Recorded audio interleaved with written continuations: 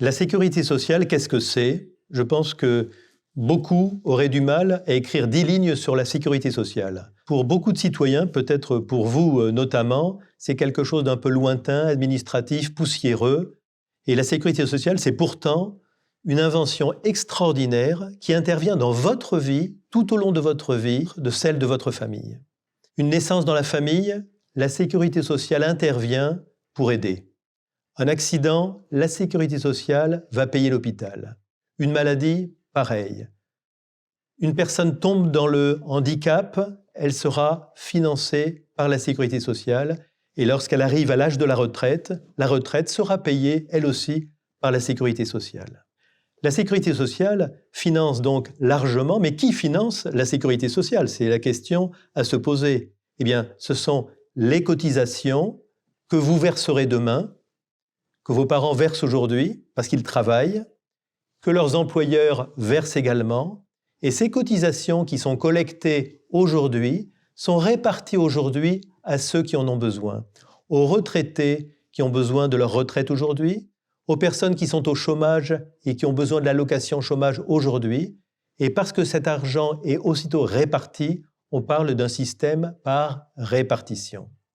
On ne cotise pas pour soi-même demain, on cotise pour les autres aujourd'hui. C'est un système de solidarité, et on dit aussi de solidarité entre les générations, puisque ce sont les, entre guillemets, jeunes qui travaillent, qui paient pour les moins jeunes qui ne peuvent pas travailler ou qui ne peuvent plus travailler parce qu'ils ont pris leur retraite.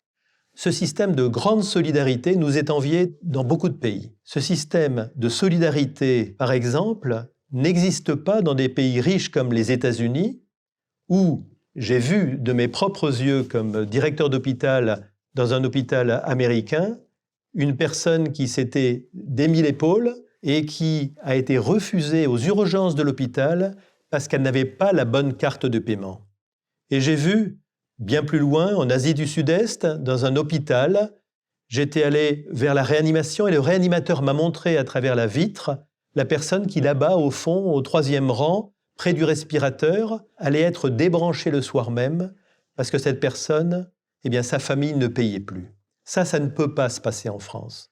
De même qu'en France, mon monsieur des urgences qui s'était démis l'épaule, il aurait été pris en charge, on n'aurait jamais demandé la carte de crédit. Donc c'est un système rare, c'est un système précieux, c'est un système aussi en déséquilibre.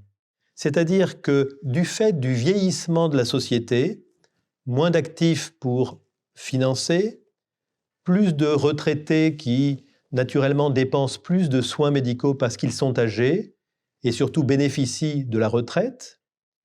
Ce déséquilibre qui est croissant met en danger le système. Donc, il faut le rééquilibrer. Ce système est un système très protecteur et c'est pour ça que l'État travaille aux solutions qui permettront de rééquilibrer durablement le système, mais il le fera dans le cadre d'un projet de société et d'une certaine façon avec les citoyens. Et c'est là que vous, citoyens, même jeunes, vous devez avoir votre part dans le débat et vous devez, pour bien protéger ce système de la sécurité sociale, le connaître. Avec vos enseignants, avec vos parents, renseignez-vous encore mieux sur ce qu'est la sécurité sociale. Elle a besoin d'être protégée par tous, par vous, par nous.